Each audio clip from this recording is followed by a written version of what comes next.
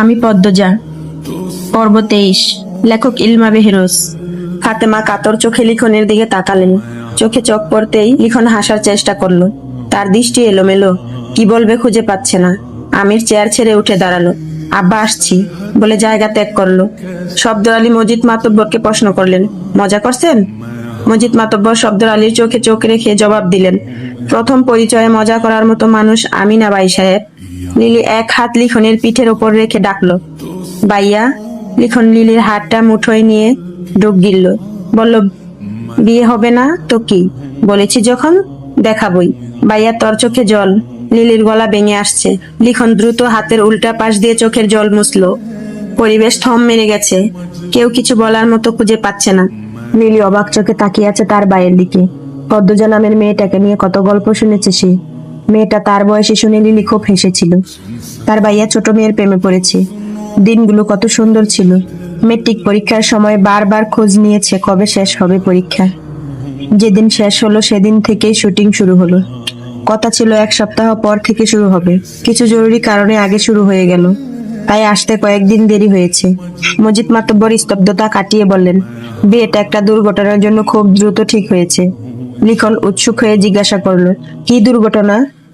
হরিণা সন্দিহান গলায় বললেন, তার আগে তুমি কত পদ্মজার লগে তোমার প্রেম টেম আসিল? লিখন ফরিনার প্রশ্নে বিব্রত বোধ করলো। দৃঢ় কণ্ঠে জবাব দিল, না, শুধু আমার পক্ষ থেকেই। লিখনের উত্তরে ফরিনা সন্তুষ্ট হলেন।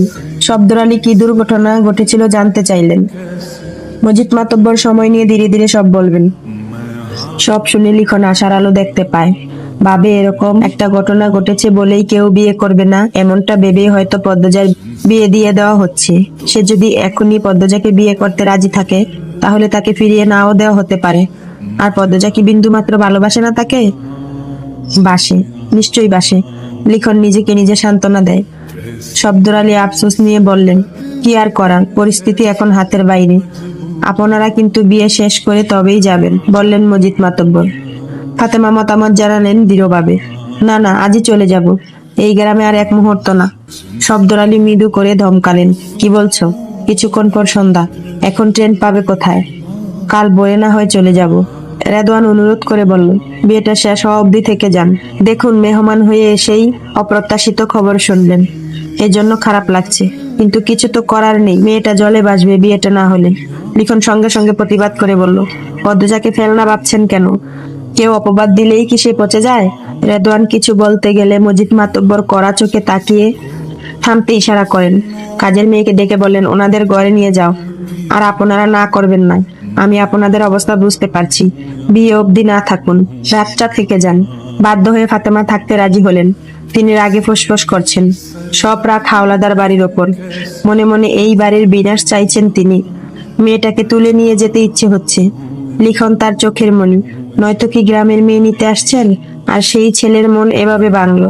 ঘরে ঢুকেই বিছানায় চোখের চশমা ছুঁড়ে ফেললো। কটমট করে শব্দর আলীকে বললেন, তোমার না এক বন্ধু আছে মেজর, তাকে কল করে বলো মেয়েটাকে তুলে এনে লিখনের সঙ্গে বিয়ে দিতে। আমার ছেলেকে হারতে দেখতে পারবো না। আহ, চুপ করো তো। সব জায়গায় ক্ষমতা চলে না, পরিস্থিতি বোঝার চেষ্টা করো। কিসের পরিস্থিতি? তুমি জানো তোমার ছেলের ব্যক্তিগত ডায়েরিতে আগে শুধু আমার নাম ছিল, সেখানে এখন বেশি পদ্মজা নাম লেখা। কতটা পাগল এই মেয়ের জন্য। এখন মেয়েটাকে ছেড়ে শহরে গেলে ছেলের দেবদাস রূপ দেখতে হবে, আর আমি তা পারবো না। শব্দর আলী পায়ের মোজা খুলতে খুলতে অসন্তুষ্টি নিয়ে বললেন, তোমার যা ইচ্ছে করো, আমি পারবো না, ক্লান্ত আমি, শান্তি দাও। ফাতেমা কড়া কিছু কথা বলতে গিয়েও থেমে গেলেন। লিলি ঘরে ঢুকেছে, লিখন আসেনি। আমেনা লিলিকে বললেন, লিখন কোথায়? কি জানি। ভাইয়া ব্যাগটা আমার হাতে দিয়ে বেরিয়ে গেল। রোদের কঠিন রূপ শীতল হয়ে এসেছে। মৃদু বাতাস বইছে, তবুও লিখন ঘামছে। পদ্মজার বাড়ির দিকে যাচ্ছে সে। আতঙ্কে তার ঠোঁট শুকিয়ে কাঠ। মাথায় শুধু কয়েকটা প্রশ্ন ঘুরপাক খাচ্ছে। আমি কি পাগলামি করছি? এত আয়োজন ভেঙে ওর মা বাবা কি আমার হাতে তুলে দেবে পদ্মজাকে? পদ্মজা আমাকে দেখলে কি কাঁদবে? ও কি আমাকে একটুও ভালোবাসেনি? মায়া নিশ্চয় জমেছে। লিখন আকাশের দিকে তাকিয়ে মনে মনে আল্লাহর কাছে অনুরোধ করে, আল্লাহ, সব যেন ভালো হয়। কন্যা বারান্দায় চেয়ার নিয়ে বসে আছে। বয়স্ক কিছু মহিলা বাড়ির পেছনে গীত গাইছে। সঙ্গে তাল মিলিয়ে নাচছে 2 বুড়ি সহ ছোট ছোট ছেলে মেয়ে। পুরো বাড়ি সাজানো হচ্ছে রঙিন কাগজ দিয়ে। উঠোনের এক কোণে একটি লাল গরু বাঁধা। বিয়ে উপলক্ষে জবাই করা হবে। চারিদিকে এত আনন্দ, পূর্ণার মন ছুতে পারছে না। প্রথমত সে মানসিকভাবে বিপর্যস্ত, কিছুতেই স্থির হতে পারছে না। দ্বিতীয়ত পদ্মজার জন্য লিখনসা ছাড়া অন্য কাউকে তার পছন্দ হচ্ছে না। সব মিলিয়ে সে উদাসীন। চোখ ছোট ছোট করে বাচ্চাদের খেলা দেখছে। হুট করে চোখের তারায় বেশি ওঠে লিখনসা। পূর্ণা দ্রুত চোখ কষলে আবার তাকালো। সত্যি তাই, খুশিতে আত্মহারা হয়ে পড়ে সে। হন্তদন্ত হয়ে ছুটে গেল পদ্মজার ঘরে। পদ্মজার কানে কানে গিয়ে বলল, লিখন ভাই এসেছে, তুমি কিন্তু পালিয়ে যাবে আপা, এই বিয়ে কিছুতেই করবে না। কথা শেষ করে খুশিতে আবার ছুটে গেল বারান্দায়। এমন দিনে লিখনের উপস্থিতি পদ্মজাকে অপ্রস্তুত করে তুলল। গলা শুকিয়ে দম বন্ধ হয়ে যাওয়ার উপকর্ম। লিখন বাড়িতে ঢুকে অবাক হয়ে সব দেখে। কত আয়োজন, কত মানুষ। তার স্বপ্নের রানী পদ্মজার বিয়ে, কিন্তু তার সঙ্গে না। ভাবতেই লিখনের বুক ছেদ করে উঠল। মেয়েরা খুব আগ্রহ নিয়ে সুদর্শন লিখনকে দেখছে। লিখন পূর্ণাকে বারান্দায় দেখে এগিয়ে এসে প্রশ্ন করলো, কেমন আছো পূর্ণা? পূর্ণা খুশিতে উচ্চকণ্ঠে জবাব দেয়, ভালো, খুব ভালো। ভাইয়া আপনি? পূর্ণা থেমে গেল।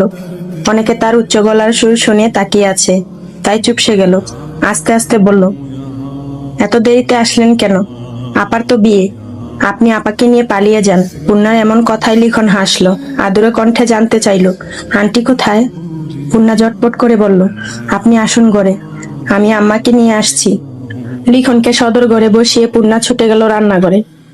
হেমলতা রান্না করছিলেন, পাশে অনেকে আছে। পূর্ণা ইশারায় বাইরে আসতে বললে হেমলতা তাই করলেন। পূর্ণা ফিসফিসিয়ে জানালো, লিখন ভাই এসেছে। কোথায়? বসতে দিয়েছিস? হ্যাঁ দিয়েছি, তুমি আসো। হেমলতা ব্যস্ত পায়ে হেঁটে সদর ঘরে যান। এসে দেখেন দুজন বয়স্ক মহিলা অনবরত লিখনকে প্রশ্ন করে যাচ্ছে, সে কোথা থেকে এসেছে, এই বাড়ির কি হয়, পদ্মজার মতো চোখ কেন, পদ্মজার আসল বাপের ছেলে নাকি? এমন আরো যুক্তিহীন কথাবার্তা। হেমলতা সবাইকে উপেক্ষা করে লিখনকে বললেন, লিখন তুমি আমার ঘরে এসো। লিখন হাত ছেড়ে বাঁচলো। হেমলতার পিছু পিছু চলে গেল। তা অনেকের নজরেই পড়লো। একজন আরেকজনের সঙ্গে আলোচনা করতে থাকলো লিখন সাকি নিয়ে। সবাই ভেবে নিয়েছে পদ্মজা যার সন্তান, এই ছেলেও তার সন্তান। এজন্যই সবার মাঝ থেকে তুলে নিয়েছে হেমলতা, নয়তো কথায় কথায় ধরা পড়ে যাবে। লিখন কিভাবে শুরু করবে বুঝে উঠতে পারছে না। হেমলতা শুরু করলেন, আমি জানি তুমি কি বলবে, তোমার দুটো চিঠি আমি পড়েছি। লিখন লজ্জা পেল, তবে স্বাভাবিক হয়ে গেল পরক্ষণেই। হেমলতা বললেন, দেখো লিখন, পরিস্থিতি আর হাতে নেই। অন্য সময় হলে আমি পদ্মজাকে তোমার হাতে তুলে দিতাম। তুমি নম্র, ভদ্র, বুদ্ধিমান ছেলে, কমতি নেই কিছুতেই, কিন্তু এখন তা সম্ভব নয়। তবুও পদ্মজা তোমাকে নিজের মুখে যদি চায়, আমি তাৎক্ষণিক তাকে তোমার হাতে তুলে দেব। কিন্তু সে চাইবে না, কারণ সে তোমাকে ভালোবাসে না। আমার কথাগুলো শুনে কষ্ট পেও না, আমি সরাসরি কথা বলি।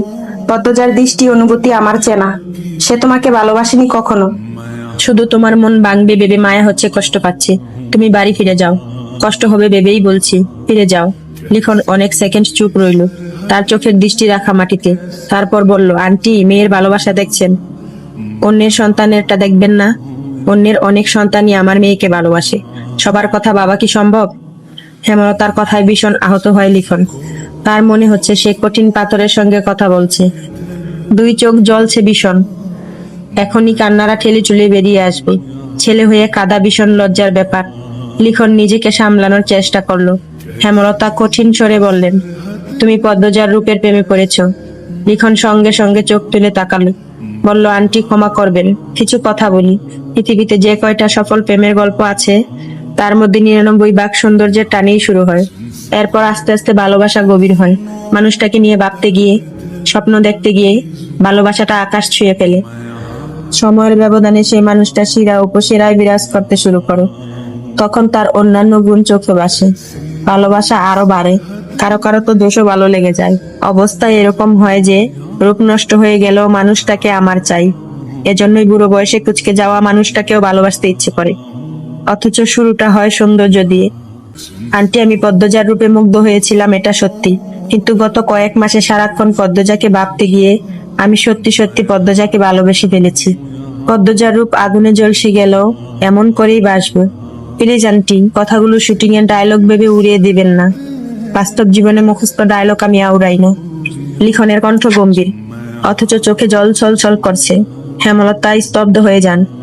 এখন কি জবাব দিবেন? ভালোবাসার বিরুদ্ধে কোনো শক্তি কাজে আসে না। আদৌ কি ভালোবাসার বিরুদ্ধে যুদ্ধ করা যায়? তিনি সময় নিয়ে বললেন, আমার পদ্মজা তোমার কাছে খুব ভালো থাকতো লিখন, কিন্তু সমাজের কিছু সীমা আছে যার মুখোমুখি আমি হয়েছি। জেনে শুনে আমার মেয়েকে সেসবের মুখোমুখি কি করে হতে দেই? লিখন হাত জোর করে বলল, প্লিজ আন্টি। হেমলতা এক দৃষ্টিতে লিখনের দিকে তাকিয়ে আছেন। তিনি সিদ্ধান্তহীনতায় ভুগছেন। এমন তো কখনো হয় না। পদ্মজার জন্মের পর সিদ্ধান্তহীনতায় কখনো ভোগেননি। যে কোনো একটা পথ বেছে নিয়েছেন, আর তাতেই পদ্মজার মঙ্গল হয়েছে। এবার কেন এমন হচ্ছে? কেন তিনি নিজের অবস্থান থেকে সরে যাচ্ছেন? পদ্মজার জীবন নিয়ে যেন ভেসে আসছেন মাঝ নদীতে। চারিদিকে স্রোত, মাঝি নেই, বৈঠা নেই, আমির না লিখন। কার কাছে ভালো থাকবে পদ্মজা? হেমলতার শরীর ভীষণ খারাপ লাগছে। তিনি দুর্বল কণ্ঠে বললেন, এত বোঝো যখন, তখন নিজেকেও সামলাতে পারবে। বাড়ি ফিরে যাও আন্টি, আমার বেঁচে থাকতে কষ্ট হবে।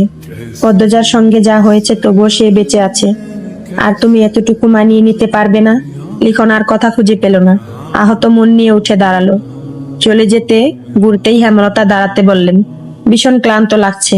তবুও হেঁটে লিখনের সামনে এসে দাঁড়িয়ে বললেন, নিজেকে শক্ত রেখো। তোমার এখনো অনেক পথ যাওয়া বাকি। কারোর জন্য কারো জীবন থেমে থাকে না। ভাগ্যে যা থাকে তাই হয়। সব যেহেতু আয়োজন হয়ে গেছে, তাই আর ভেবে লাভ নেই। তবে কবুল বলার আগেও যদি পদ্মজা বলে তার তোমাকে চাই, আমি সব ভেঙে চুরে পদ্মজাকে নিয়ে তোমার বাড়ি ছুটে যাবে। আমি আমার মেয়েটাকে ভীষণ ভালোবাসি বাবা। এই মেয়েটার সুখের জন্য আমি স্বার্থপর হয়েছি। অন্যের সন্তানের কষ্ট চোখে বেশেও বাসছে না। আমাকে ক্ষমা করে দিও। হেমলতার চোখে জলের বিল। লিখন ভীষণ অবাক হয়ে দেখতে থাকলো এই কঠিন মানুষটাকে। হেমলতা নিজের দুর্বলতা, নিজের কান্না কেন দেখালেন লিখনকে? জবাব খুঁজে পেল না লিখন। শুধু এতটুকুই বুঝতে পারলো যে হেমলতার কাছে জীবন মানেই পদ্মজা। লিখন ভাঙা গলায় আসি বলে চলে যায়। হেমলতা সব কাজ ভুলে গুটিসুটি মেরে বিছানায় শুয়ে পড়েন। চোখ বেয়ে 2 ফোঁটা জল বেরিয়ে আসে। মনের শক্তি কমে গেছে। দুর্বল হয়ে পড়েছেন তিনি। নিজের ওপর আস্থা কিংবা বিশ্বাস পাচ্ছে না। সিদ্ধান্ত নেয়ার ক্ষমতাটুকু যেন কোথায় হারিয়ে গিয়েছে।